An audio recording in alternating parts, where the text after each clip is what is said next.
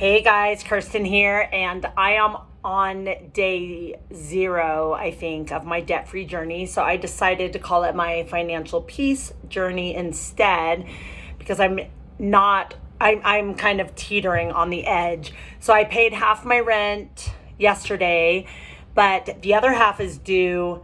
I think I'm moving into a new apartment halfway through the month. So I think that's when the other half is due.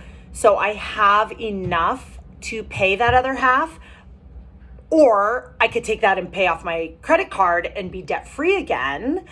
But then what if I don't have it when it's due? So anyway, I'm saving it in my account for when it's due. So I am back to being not debt free. However, the good news is I scrounged up enough that I still have my $1,000 emergency fund. So hey, I'm taking the small wins.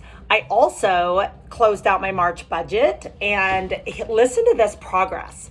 In January, I spent 219% of my income. I know I'm not saying I'm proud of that. I'm saying just listen for the progress. In February, I spent 147% of my income, so way better, right? And then in March, 115% of my income. So I am almost to 100% of my income. So that is my goal for April. I am moving into my cheaper apartment halfway through April, so that won't really go into effect until May. And I should be getting my deposit back from the old apartment, and my pet deposit and my regular deposit. And so if I get that back, as soon as I get that back, I could pay off my credit card and be debt free again.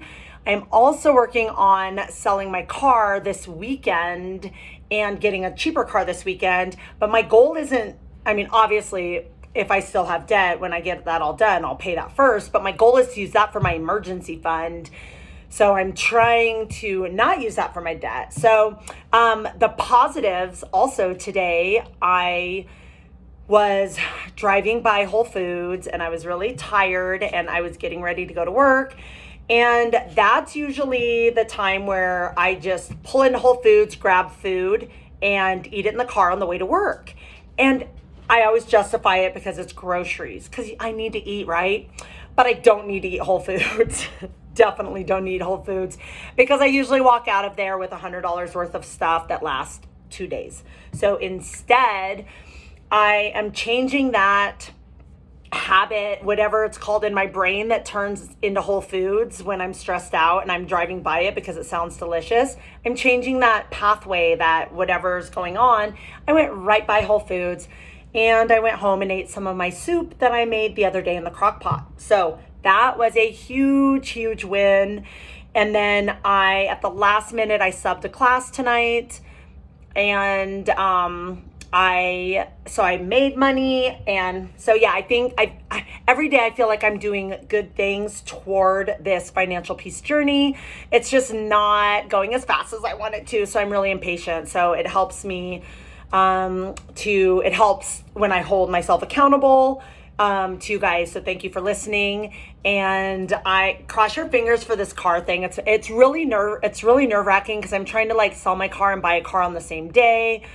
And I'm lining things up, but I don't know. I've never done anything with people like that before. It's usually I just go to a dealer, trade in my car, and get another one. So it's going to be different, and it's in a couple days. So I will let you know how that goes. Cross your fingers for me. Any advice I will definitely take. All right. Hope you guys have an awesome day. I'll talk to you later. Bye.